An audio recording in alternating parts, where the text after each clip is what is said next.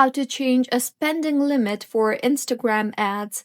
Hello everyone, I am Bishaka and welcome to our channel. Now let's get right into the tutorial.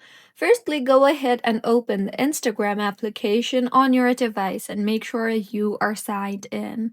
Now, tap on your profile icon on the bottom right of your screen and make sure that you are using a professional or a creator account. If not, then tap on the three lines on the top right of your screen and then scroll down and you will see the option for account type and tools. Tap on that and then tap on the switch to professional account option you see there and then switch to professional account.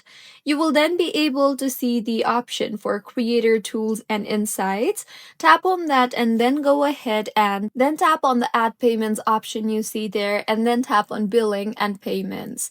Next, you will see the option for manage payments there. Tap on that and then go ahead and tap on the account spending limit option you see there.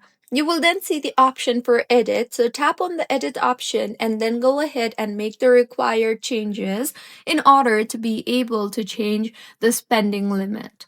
So this was about how you can change a spending limit for Instagram ads. If you find this tutorial helpful, please like the video and do comment if you have any queries.